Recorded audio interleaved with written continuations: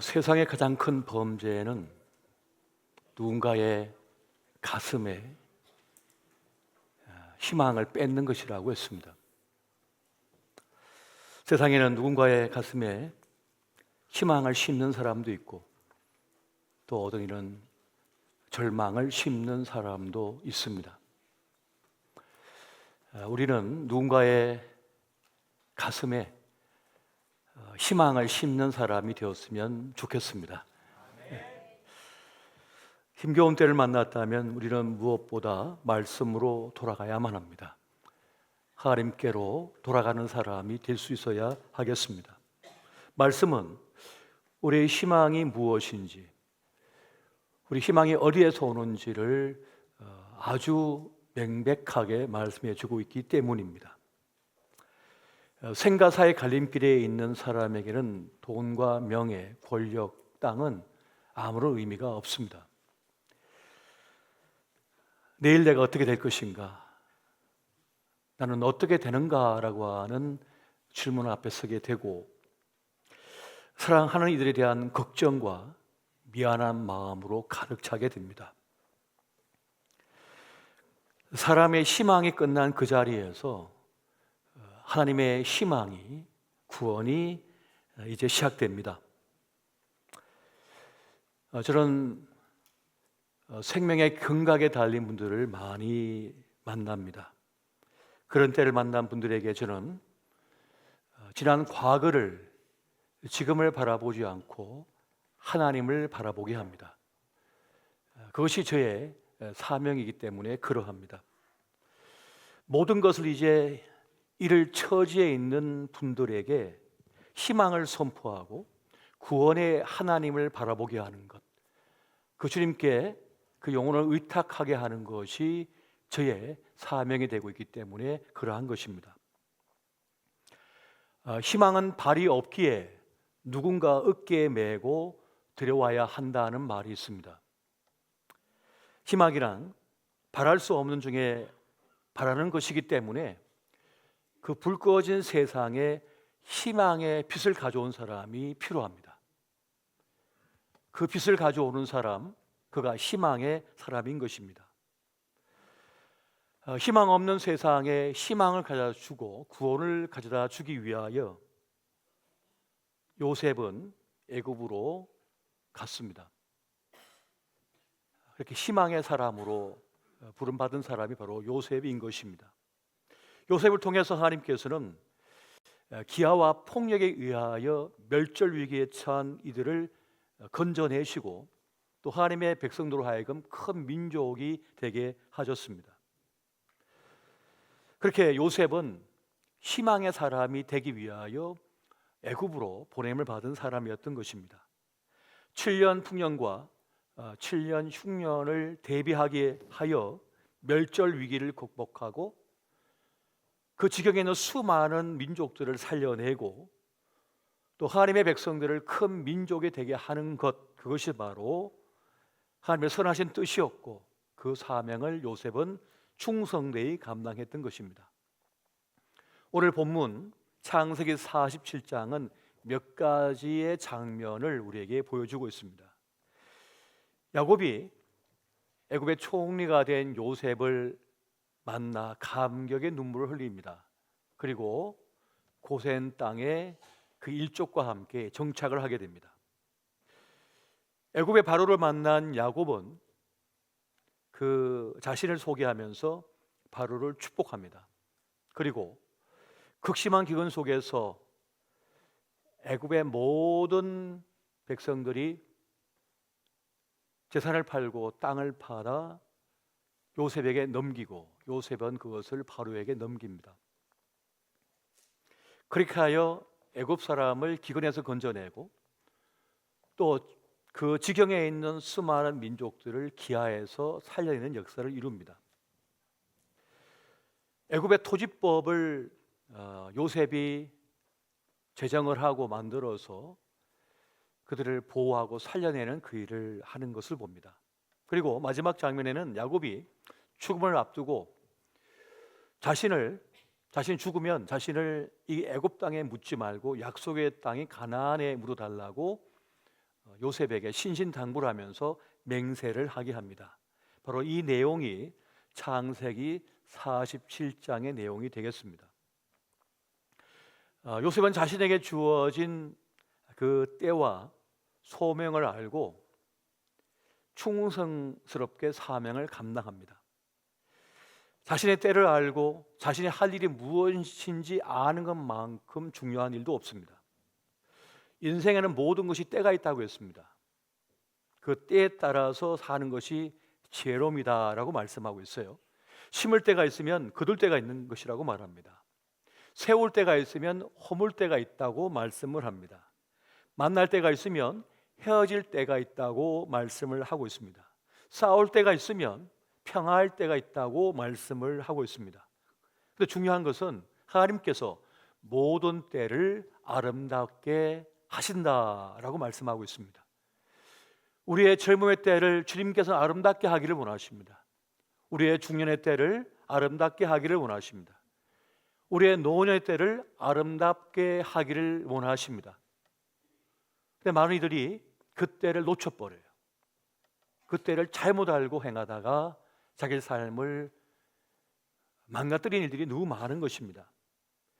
그 때에 맞게 살아내게 하는 것이 하나님의 은혜고, 또 그렇게 살아낼 때 우리 삶의 아름다움을 누릴 수가 있다는 것입니다. 그렇게 잘 산다고 하는 것은 삶의 때를 알고 살아내는 것에 있음을 우리가 알아야 하겠습니다. 하나님의 선하신 뜻을 이룬 요셉은 그 시대의 희망의 사람이 되었습니다. 지혜와 계시의 영으로 충만했던 요셉은 가장 어려운 시기를 지나며 가장 강한 사람으로 성장했고, 그 멸절의 시기에 생명들을 살려내며 지켜내는 사명을 완수하고 있음을 우리가 보게 됩니다. 여러분, 하나님의 선하신 뜻은 뭡니까? 생명을 살려내는 것입니다. 생명을 살리는 일이 하나님의 선하신 뜻입니다. 인생을 구원하고 더 풍성하게 누리게 하는 것이 하나님의 선하신 뜻인 것입니다. 그래서 하나님의 최고 전략은 언제나 사람이 되고 있습니다. 하나님께서는 사람을 세워서 사람을 통하여 시대마다 그 구원의 일을 성취하고 있는 것을 우리가 봅니다. 보잘것없어 보이는 그 사람들이지만 그들을 통하여 하나님께서는 하나님의 선하신 뜻을 이루며 구원의 일을 행하고 계심을 봅니다. 그렇게 희망의 사람은 소명의 사람이 되고 있습니다. 하나님의 선하신 뜻을 위하여 부름받았습니다. 소명의 사람입니다. 그리고 소명의 사람은 자기에 맡겨진 그 하나님의 뜻을 수행합니다. 바로 사명을 행하는 것입니다. 그렇게 그 희망의 사람은 강력하고 가장 보람된 인생을 살아가게 됩니다. 누군가에게 희망을 가져다 주는 사람, 희망을 심는 사람, 그 사람이 있을 때에 사람들은 살아나고 회복되어지며 자기 몫의 삶을 살아내게 되는 것입니다. 그래서 이 희망의 사람은 자기 처지에 골몰하지 않습니다. 그가 부자든지 가난하든지 똑똑하든지 똑똑하지 않든 상관이 없습니다. 개의치 않습니다. 주님께서 부여하신 그 사명을 완수하기 위하여 달려갑니다. 그것이 바로 희망의 사람인 것입니다. 여러분, 종교개혁자 마틴 루터가 있습니다. 그가 쓴 그리스도인의 자유라고 하는 책에 보면 하나님의 은총은 한 사람에게서 다른 사람에게로 흘러가야 한다라고 쓰고 있습니다. 그러니까 하나님의 은총을 받은 사람이 다른 사람에게 하나님의 은총이 흘러가게 해야 된다는 거죠. 그렇게 이어져 가게 해야 된다는 것입니다. 그래서 나도 살고 그도 사는 역사를 이루게 된다는 것이에요. 예수 그리스도부터 발원하여 우리에게 흘러온 하나님의 은총이, 그 구원의 은총이 또 다른 사람에게 흘러가야 된다는 겁니다. 이것이 하나님의 방식이고 하나님의 선하신 뜻이다라고 말씀해 주고 있습니다. 1517년 10월 31일 날 마틴 루터는 95개 조의 반박문을 써서 로마 캐톨릭의 잘못된 점을 지적하고 종교개혁의 불길을 지핍니다. 면죄부와 성직 매직과 그리고 공로 사상에 의하여서 교회가 타락했습니다. 이것을 두고 볼 수 없었던 마틴 루터는 잘못된 점을 지적하고 꾸짖으며 다시 본래로 하나님께로 돌아가자라는 운동을 벌이게 됩니다. 처음에는 아주 미미했습니다만 나중에 이것은 유럽 전역을 불태우게 됩니다. 새롭게 태어나게 하는 역사를 이뤄내는 것이죠. 로마서 1장 17절에 보면 그 중요한 말씀이 있습니다. 기록된 바 오직 의인은 믿음으로 말미암아 살리라. 믿음으로 사는 것이지 공로로 사는 것이 아니라고 하는 이 사실을 분명하게 선언하면서 종교개혁의 불길을 일으켰던 것입니다. 종교개혁기념주의를 맞이하면서 우리는 우리 속에 있는 자만과 오만에서 벗어날 수 있어야 하겠습니다. 나도 모르게 난 괜찮아, 난 내 믿음은 좋아라고 하는 스스로 자기를 위로하는 그 생각 속에 빠져들 때가 많다는 거예요. 하지만 우리는 자신의 선함과 능력을 전적으로 신뢰해서는 안 된다는 것입니다. 누구든지 죄를 지을 수 있는 연약한 존재라고 하는 사실을 우리는 잊지 말아야 됩니다. 나 자전거 타는데 한 번도 안 넘어져. 나 자동차 운전하는데 한 번도 난 사고 안 날 거야. 나는 실수할 리가 없어. 그건 자만이고 교만이고 오만이라는 것입니다. 여러분, 사람은 스스로 자신을 구원할 수 없습니다. 자신을 구원할 수 없다고 말씀하는 거예요. 누구도 자기의 주어진 인생의 무게를 다 감당하기 힘들어합니다. 사소한 작은 문제들 때문에 좌절하고 낙심에 빠지는 것이 우리 인생이라는 것입니다. 여러분, 이스라엘 첫 번째 왕인 사울이 있습니다. 사울은 처음에 겸손한 청년이었습니다. 하지만 권력에 도취되자 초심을 잃어버리고 말았습니다. 하나님 말씀이 주어졌으나 거부합니다. 거절해버립니다. 자기 뜻대로 행동을 합니다.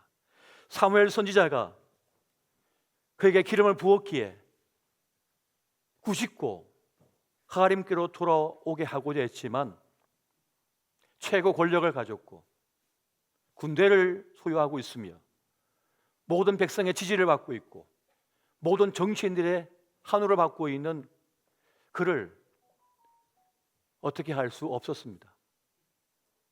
사울은 스스로 교만과 자만과 오만에 도취되어 있었습니다. 권력에 도취되어 있었습니다. 하지만 이스라엘 역사상 가장 형편없는 왕으로 기록되며 그는 역사 속으로 사라지고 말았습니다. 다윗이 있습니다. 다윗은 가장 강력한 힘을 가진 이스라엘 제국의 왕으로 등극했습니다. 하지만 가장 절정기에 그런 간음죄를 저질렀고 결국 벼랑 끝에 서게 되었습니다.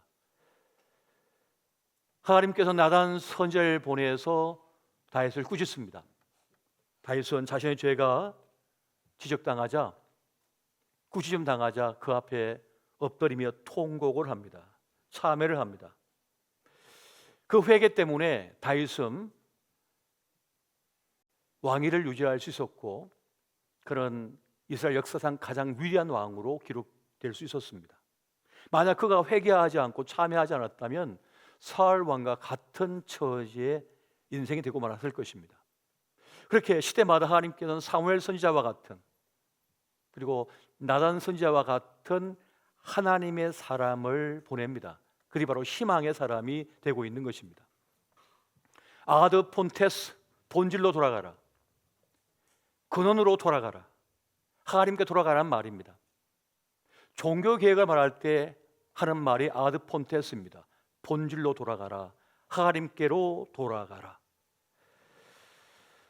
희망의 사람은 어떤 사람입니까? 하나님을 잊어버린 그들에게 다시 하나님을 바라보도록 하는 사람, 다시 말씀 앞에 서게 하는 사람, 그 사람이 바로 희망의 사람이 되고 있는 것입니다. 여러분, 종교개혁 기념주일마다 부르는 찬송가가 있습니다. 내주는 강한 성이요라고 하는 찬송입니다. 그 2절에 보면 이런 말씀이 있습니다. 가사가 있습니다. 내 힘만 의지할 때는 패할 수밖에 없도다. 힘 있는 장수 나와서 날 대신하여 싸우네. 이 장수 누군가? 주 예수 그리스도 만군의 주로다. 당할 자 누구랴? 반드시 이기리로다. 무슨 말입니까? 무슨 뜻입니까? 우리 희망의 근거, 희망의 뿌리가 우리의 의지적 결단이 아니라는 거예요. 내 능력과 지식, 경험이 아니라고 말씀하는 것입니다. 내 힘만 의지할 때는 패할 수밖에 없다는 거예요. 오직 구원은 하나님께 있다는 것입니다. 우리 주 예수 그리스도를 믿고 나아갈 때라야 승리할 수 있다는 고백을 이 찬송은 하고 있는 것입니다. 이 찬송이 여러분의 신앙의 고백이 되시기 바랍니다. 마틴 루터는 하나님을 상실하고 자신이 구원자인 양 착각하고 있던 교회 권력, 잘못된 신앙에 대하여 저항하며 일어섰습니다. 자정 능력을 상실한 교회를 향해서 말씀으로 돌아가야 한다고 외쳤던 겁니다. 자정 능력이 뭡니까? 스스로 다시 깨끗하게 하는 겁니다. 강물이 오염됐습니다. 바다가 오염됐습니다. 자정 능력이 있으면 다시 깨끗하게 만들 수가 있는 거예요. 하지만 자정 능력을 상실하면 썩어버립니다. 파괴돼 버립니다. 스스로 자신의 죄를 깨닫고 회개하고 참여할 수 있으면, 자신을 돌이킬 수 있으면 살 수 있지만 자정 능력을 상실하면 그냥 벼랑 끝으로 달리는 겁니다. 그래서 하나님께서는 희망의 사람을 보내어 그 죄를 꾸짖고 다시 돌아오라, 하나님 향하여 서라, 아드 폰테스,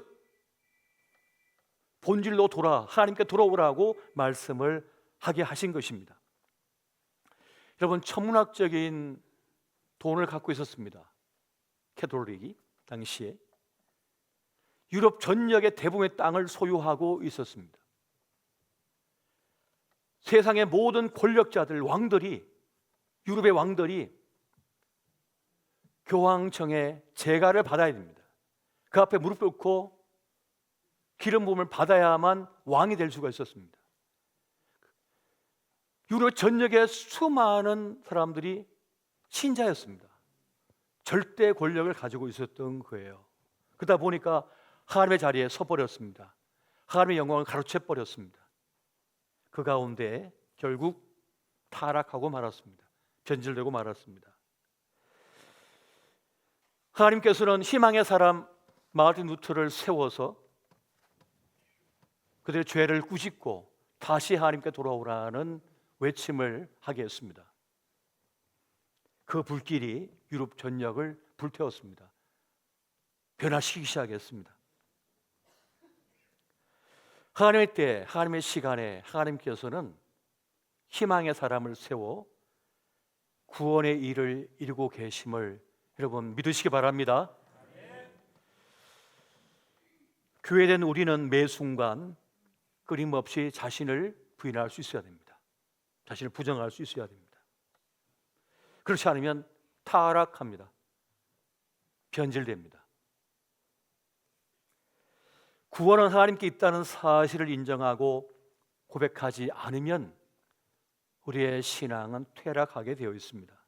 자신을 부인하고 오직 구원은 하나님께 있다, 하나님께만 구원이 있다고 믿는 사람, 그 사람은 가장 강력한 삶을 살 수 있게 되어집니다. 주어진 생의 시간마다 말씀에 쟁긴 날로 묵혀진, 딱딱해진 그 땅을 기경해야 됩니다. 갈아엎어야 되는 거예요. 그렇지 않으면 결국 썩어버리고 변질되며 타락할 수밖에 없다는 것입니다. 무슨 일을 만나든지 하나님을 생각해야 됩니다. 하나님을 추구해야 됩니다. 하나님을 반영하는 삶을 살아야 된다는 것입니다. 그때라야 우리의 삶은 힘을 얻게 되는 것이에요. 여러분, 자기를 부인하는 사람, 하나님을 인정하는 사람, 그들의 삶은 무력하지 않습니다. 무기력하지 않습니다. 도리어 구원은 나에게 있고 성공은 나에게 있어 라고 말하는 사람들이 무력합니다.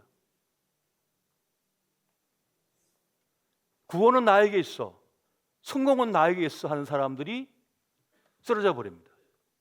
자기 비하, 자기 비참에 빠져버립니다. 절망해 버립니다. 조그만 일로도. 하지만 자기를 부인하는 사람, 구원은 나에게 없어, 성공은 나에게 없어, 하나님께 있어 라고 믿는 사람은 실패와 좌절과 절망과 수치와 모욕과 고통과 절망에 던져져도 안 무너집니다. 구원은 나에게 있는 것이 아니라 하나님께 있다고 믿기 때문에. 나를 살릴 분은 하나님께 있다고 믿는 사람은 넘어졌는데 그냥 일어서 버립니다. 7번 넘어져도 8번 일어나 버려요. 구원은 나에게 없어 라고 믿는 사람은요. 근데 내가 나를 성공시키고 구원은 나에게 있어 믿는 사람은 매일매일이 절망입니다. 아침에 일어날 때마다 두렵습니다. 자기의 형편과 상황과 능력을 알거든요. 그래서 좌절을 경험할 수밖에 없는 것입니다.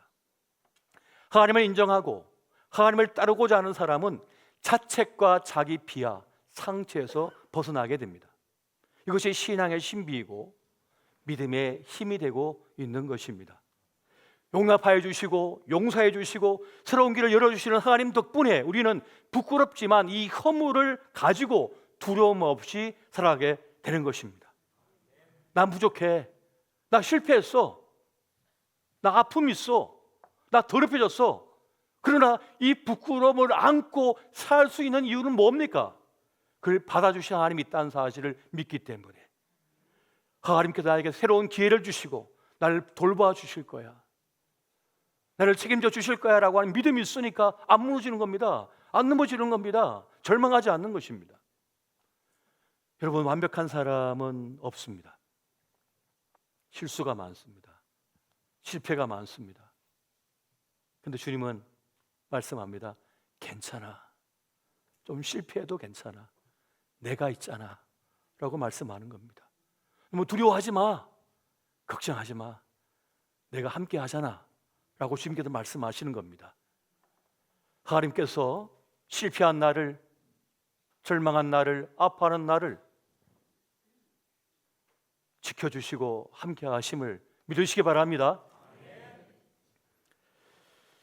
여러분, 내 인생에 지옥을 짓는 것도 나고 내 인생에 천국을 짓는 것도 나라는 말이 있습니다. 그렇게 생의 폭풍을 우리는 만납니다. 그 부끄러움을 내려놓고 두려움 없이 우리가 살 수 있는 것은 하나님께서 나를 돌보고 계시고 악이라도 선으로 바꾸신 하나님의 은혜가 나에게 작동하고 있음을 믿기 때문에 우리는 용기를 내어서 하루하루를 버티며 살아갈 수 있는 것입니다. 이 은혜가 함께 하시기를 예수 이름으로 축원드립니다. 희망의 사람을 라틴어로 호모 에스페란스라고 하는 말을 씁니다. 이 말의 의미는 무엇인가 하면 바랄 수 없는 중에 바란다는 거예요. 기대할 수 없는 중에 기대한다는 거예요. 내 형편과 내 능력과 내 상황을 보면 도무지 기대할 수 없다는 겁니다. 도무지 나는 바랄 수 없다는 겁니다. 그런데 하나님 때문에 바란다는 거예요. 하나님 때문에 기대할 수 있다는 것입니다. 왜? 하나님은 기적의 하나님이시니까요. 내 살고 죽음이 하나님께 있음을 믿으시기 바랍니다. 여러분, 우리는 우리 가정에 희망의 사람이 되어야 됩니다. 우리 자녀에게 부모는 희망의 사람이 되어야 합니다.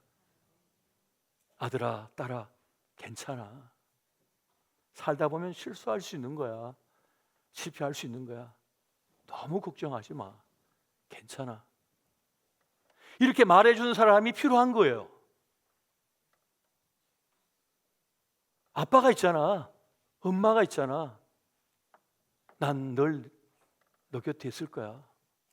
그리고 하나님께서 함께 하실 거야. 너무 염려하지 마 라고 말해주는 사람이 필요한 거예요. 우리 청년들이 많이 두려워합니다. 한 번도 살아보지 못한 세상을 살아가는데 아빠 엄마도 답을 못 주거든요. AI 인공시대를 맞아가지고 지식의 총량이 이제는 AI 인공지능에게 있거든요. 탱크 만들어 알려줘, 다 설명해 줍니다. 핵폭탄 만드는 법 알려줘? 다 알려줍니다. 권총 만드는 법 알려줘? 재료까지 다 설명해 줍니다. 순서까지. 이제는 뭐든지 다 설명해 주는 시대를 맞이했습니다. 그런데 사는 게 쉬워질 것 같잖아요. 더 어려워요. 두려워합니다. 우리 아이들이. 우리 자녀가 두려워합니다. 미래를 어떻게 열어가야 될지 막막하기만 합니다. 기대할 수가 없습니다. 아빠처럼 엄마처럼 살 것을 기대할 수가 없습니다. 바랄 수가 없습니다. 그럼에도 불구하고 괜찮아라고 말할 수 있고, 너는 얼마든지 살아낼 수 있어라고 말해주는 사람이 필요한 겁니다. 그가 희망의 사람인 거예요. 믿음의 사람은 희망의 사람이 되고 있음을 믿으시기 바랍니다. 하나님께서 우리를 희망의 사람으로 부르신 것입니다. 하나님을 모시고 사는 모든 사람은 언제나 희망의 사람이 되고 있는 것입니다. 사람의 모든 가능성이 끝난 자리에 하나님의 가능성이 펼쳐집니다. 구원을 기대할 수 없는 시대 속에서 구원의 일을 열어내시는 분이 하나님이신 줄 믿으시기 바랍니다. 시편 39편 7절에 보면 이런 말씀이 있습니다. 주여 내가 무엇을 바라리요? 나의 소망은 주께 있나이다. 나의 소망, 나의 희망이 주께 있다는 것입니다. 여러분, 문제를 붙들지 말고 하나님을 붙드시기 바랍니다. 여러분, 상처를 붙들지 마시고 사람을 붙들지 마시고 하나님을 붙드시기 바랍니다. 말씀을 붙들면 하나님을 붙드는 것과 똑같은 것이에요. 말씀이 육신이 되어 오신 분이 우리 주 예수 그리스도이시니까요. 여러분, 자녀의 신앙이 급격하게 달라졌을 때 부모는 충격을 받습니다. 어릴 때는 엄마 아빠 손잡고 교회를 잘 다녔고 식사 때마다 두 손 모아서 식사 기도도 했고 주일학교 배운 찬송도 잘 불렀는데 어느 순간 사춘기에 접어들면서 기도를 안 해요. 교회 안 나오겠대요. 안 믿어진대요. 회색의 시간을 맞이하고 있는 것입니다. 회의의 시간을 겪고 있는 겁니다. 그런데 저는 그런 분들마다 그런 말씀하실 때마다 그렇게 말씀합니다. 그렇게 말씀을 드립니다. 너무 두려워하지 마시라고. 괜찮다고. 우리가 신앙의 여정을 가는 동안에 회색의 시간을 만납니다. 그건 당연한 것입니다. 죽음 이후에 대하여 우리는 가본 적이 없기 때문에 도무지 알 길이 없는 겁니다. 우주를 창조하신 하나님을 맞닥뜨린 적이 없기 때문에 믿어지지 않는 겁니다. 본 적도 없고 만진 적도 없기 때문에 안 믿어지는 거예요. 가본 적이 없기 때문에 안 믿어지는 거예요. 그게 정상입니다. 믿어지는 게 비정상이에요. 사실은 구원이 믿어진다, 영생이 믿어진다, 천국이 믿어진다, 이것이 사실은 비정상인 거예요. 안 믿어지는 게 정상입니다. 인식의 차원을 넘어서서 믿음의 차원으로 넘어가야만 믿어집니다. 믿음의 논리로만 창조와 구원과 영생과 부활이 믿어집니다. 동정녀 탄생이 믿어집니다. 홍해 갈라진 사건이 믿어집니다. 그건 믿음의 차원으로 넘어가야 되는 거예요. 인식의 차원에서는 못 넘어가요. 다시 말하면 무슨 말입니까? 하나님께서 개입하여 주셔서 그를 깨닫게 해주시고 알게 해주셔야 된다는 것입니다. 그렇지 않고서는 믿어지지가 않아요. 우리 자녀가 회색의 시간, 회의의 시간을 거쳐야만 합니다. 그래야만 단단한 신앙이 되고 깊이 있는 신앙이 되며 흔들림 없는 신앙이 될 수가 있습니다. 그래서 믿어지지 않는다고 하면 그래, 그럴 수 있다라고 인정해 줘야 되는 거예요. 괜찮다라고 인정해 줘야만 합니다. 윽박질러서는 안 된다는 거예요. 이미 아이들이 이제는 신앙적 독립을 하려고 하고 있고 신앙의 홀로서기를 하려고 하기 때문에 그건 이제 그 아이의 몫입니다. 그 하나님의 몫입니다. 하나님께서 개입해 주시고 만져 주셔야만 되는 거예요. 그래야만 믿어지는 것입니다. 그래서 여러분, 하나님의 몫은 하나님께 맡겨드리시기 바랍니다. 단지 우리는 믿음의 사람으로서, 하나님을 믿는 사람으로서 하나님을 추구하고 하나님을 반영하는 삶을 살아가면 되는 것입니다. 여러분, 원망과 분노와 상처와 두려움, 문제를 붙들지 마시고 하나님을 붙드시기 바랍니다. 하나님 붙들고 나아가십시오. 여러분, 하나님의 사람은요, 하나님의 지혜로 사는 사람인 것입니다. 하나님께서 주신 지혜는 뭡니까? 살리는 지혜예요. 무엇이든지 살리는 쪽으로 가게 하는 것이 하나님의 지혜인 것입니다. 나도 살리고 내 자녀도 살리고 우리 가족도 살리고 교회도 살리고 사회도 살리고 민족도 살리고 모든 생명을 살리는 쪽으로 가는 것이 하나님의 지혜가 되고 있습니다. 잠언 3장 18절 보니까 이렇게 말씀해요. 지혜는 그 얻은 자에게 생명나무라. 지혜를 가진 자는 복되도다. 하나님의 지혜는 생명나무예요. 살리는 쪽으로 간다고 말씀해 주고 있습니다. 하나님을 아는 것이 지식의 근본이라고 했습니다. 그 자체가 지혜라고 말씀하는 거예요. 하나님의 사람은 자신의 지식과 지혜와 경험을 내려놓습니다. 하나님의 지혜를 구하고 하나님을 바라봅니다. 그때 하나님의 지혜가 부어지는 겁니다. 지혜와 계시의 영이 충만하게 임할 때에 누구도 풀 수 없는 문제, 누구도 통과할 수 없는 그 길을 통과하게 만듭니다. 여러분, 7년 풍년, 7년 흉년을 얘기해 줬습니다. 그러나 아무도 대비를 못합니다. 그거를 풀어내고 해결할 능력이 없었던 거예요. 누구도. 오직 요셉만이 7년 풍년을 극복하고 7년 흉년을 극복하는 법, 지혜, 하나님의 지혜를 가지게 되었습니다. 여러분, 성공을 여러분 관리할 수 있습니까? 매일 1억씩 번다고 생각해 보십시오. 여러분, 그 성공을 여러분 관리할 능력이 있습니까? 그 성공의 여파에서 여러분 자녀를 살릴 길이 있습니까? 마치 자동차 300km 달리는데 우리 아이를 올려놓은 꼴이에요. 그 속도를 감당할 수 있냐고요. 그 부를 감당할 수 있냐고요. 그 성공을 감당할 수 있냐고요. 7년 풍년. 그러면 7년 흉년입니다. 아무것도 얻을 것이 없는 겁니다. 어찌하게 먹을 것을 구할 수 없는 때입니다. 그러면 나라가 무너집니다. 사람의 인생이 무서집니다. 애고의 하루는 가만히 있으면 됐습니다. 가만히 있으면 모든 사람이 굶어 죽습니다. 나중에 가서 땅만 깃발 꽂으면 됩니다. 내 땅. 다 죽었는데 뭐. 요셉은 그들이 양식과 땅과 자신을 의탁할 때 애굽의 토지법을 세워서 수용을 합니다. 그리고 바로의 백성이 되게 만듭니다. 바로의 땅이 되게 만듭니다. 그래서 바로에게 속한 사람들이 되게 만듭니다. 바로 편이 되게 해서 안 죽게 만든 겁니다. 이 지혜가 어디서 오는 겁니까? 하나님께서 요셉에게 부어준 지혜예요.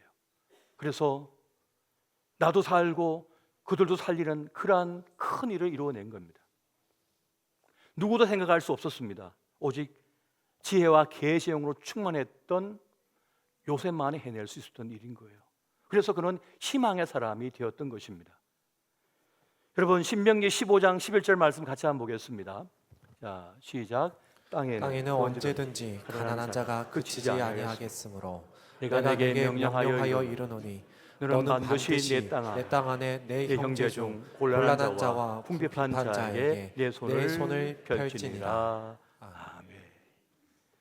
여러분, 하나님 말씀은 이 지구상에, 이 땅에 가난한 자, 어려움에 처한 자가 그칠 일이 없다는 겁니다. 늘 가난한 자가 있을 거라는 거예요. 늘 어려움에 처한 자가, 절박한 자가 있을 것이라고 말씀합니다. 사람들은 말합니다. 이제 사회복지가 이렇게 좋아졌는데 무슨 어려움이 있냐고. 스웨덴 같은 나라를 봐라. 여러분, 스웨덴에 거지가 없다고 생각하십니까? 그것에 어려움 당한 자가 없다고 생각하십니까? 사회복지가 잘 됐으니까. 소기가 펑펑펑 나면 모두가 호의호식하며 잘 살 거라 생각하십니까? 베네수엘라를 보십시오. 그 땅이 얼마나 많은 원유가 묻혀 있습니까? 그런데 그들은 그 지폐를 가지고 그냥 쓰레기로 사용합니다. 휴지로 사용합니다. 발로 차고 다닙니다. 지폐가 아무 소용이 없기 때문에. 그걸 관리하고 그걸 유지하고 지켜야 될 능력이 있어야 되는 거거든요. 그런데 그것이 쉽지가 않다는 거예요. 우리는 세계화를 통해서 이제 고기도 싼 값에 먹고 많은 곡물도 싼 값에 누리면서 풍요로운 삶을 살았습니다만 이제 세계화가 끝나고 있다고 합니다. 이제 곡물 전쟁이 벌어질 거라고 합니다. 곡물이 무기가 될 거라고 말합니다. 중국과 미국은 남미 땅을 어떻게든 소유해서 곡창지대를 소유하려고 한답니다. 기후변화 때문에 이제 곡식과 과일이 제대로 안 되거든요. 시대가 바뀌면서. 그러한 자가 없을 거라고요? 오름당한 자가 없을 거라고요? 무슨 소리 하고 있는 겁니까? 하나님 말씀이 옳습니까? 진리입니까? 사회학자들, 경제학들 하는 말이 진리입니까? 하나님 말씀이 진리인 거예요. 이걸 알아야 되는 거예요. 하나님의 말씀 진리는 지혜의 근본이기 때문에 시대를 관통해 버리고 있습니다. 역사를 관통하고 있습니다. 그래서 진리라는 거예요. 그래서 진리인 것입니다. 하나님께서는 하나님의 시간에, 하나님의 때에 하나님의 사람을 세워서 희망의 사람이 되게 만들어서 모두를 살려내는 선하신 뜻을 가지고 계십니다. 그 부르심 앞에 우리가 있다는 사실을 믿으시기 바랍니다. 여러분, 우리 청주 주례교회의 비전 선언문에 보면 최종적으로 말하고 있는 게 뭡니까? 우리는 세상에 희망을 주는 교회가 되겠다는 겁니다. 한국교회 안에 희망을 주는 교회가 되겠다는 겁니다. 수많은 교회 속에서도 희망을 주는 교회가 되겠다는 거예요. 수많은 문 영혼들에게 희망을 주는 교회가 되겠다고 우리 교회는 비전 선언문에서 밝히고 있습니다. 어떻게 희망을 줍니까? 하나님 앞에 바로 선 교회로서, 주의 뜻을 추구하는 교회, 하나님의 꿈을 이루는 교회로서, 가난한 이들과 어려움당한 이들을 돌보는 이들을 통하여, 상처 입은 영혼들을 치유함을 통하여서, 그래서 참된 제자를 세워냄을 통해서 희망을 주는 교회, 희망의 사람이 되고자 하는 것이 우리 교회의 비전임을 명심하시기 바랍니다. 에베소서 1장 11절 12절 말씀 같이 한번 보겠습니다. 자, 시작. 모든 일을 그의 뜻의 결정대로 일하시는 이의 계획을 따라 우리가 예정을 입어 그 안에서 기업이 되었으니 이는 우리가 그리스도 안에서 전부터 바라던 그의 영광의 찬송이 되게 하려 하심이라. 아멘. 이미 이전에 주님께서 결정하셨대요. 예정하셨대요. 계획에 따라서 주님의 기업이 되게 만드셨다는니다. 우리를 때가 되면 하나님의 성령께서 감동하여 우리를 끌어서 하나가 되게 만드셨습니다. 교회 공동체로서 결속되어서 하나님의 기업이 되게 하셨고 주님의 성전이 되게 만드셨다고 말씀해 주고 있습니다. 성령이 하나 되게 하신 것을 힘써 지키라고 말씀합니다. 왜? 하나 될 때 더 강하니까요. 더 큰 힘을 낼 수 있으니까요. 그래서 하나님의 선하신 뜻을 이룰 수가 있거든요. 그래서 사단이는 하나 된 것을 흩으려고 합니다. 그걸 깨트리려고 하는 것입니다. 그래서 우리는 지혜와 계시의 영으로 늘 충만해야 됩니다. 그리고 하나님 앞에 서려고 늘 애를 써야 됩니다. 날마다 자기를 부인할 수 있어야 됩니다. 나는 부족하고 연약하다, 실수가 많다는 것을 인정해야 됩니다. 내 뜻보다 더 큰 하나님의 뜻이 있다면 기꺼이 그 뜻에 나를 바쳐드릴 수가 있어야 되는 거예요. 내 마음에 들고 안 들고가 문제가 아닙니다. 하나님의 뜻이 있는가 없는가 중요한 거예요. 내 마음에 들지 않더라도 주의 뜻이라면, 주님께서 원하시는 일이라면 기꺼이 나를 바쳐드리는 것이 순종이고 겸손이며, 그러한 가운데 하나님의 위대한 역사가 이루어지는 줄 믿으시기 바랍니다. 여러분, 우리 시대에 하나님께서는 희망의 사람으로 우리를 부르셨습니다. 그리고 우리 시대에 희망으로 우리 교회를 부르셨습니다. 주님 앞에 기꺼이 나를 바쳐드림을 통하여 희망의 사람들 되시기를 예수 이름으로 축원드립니다.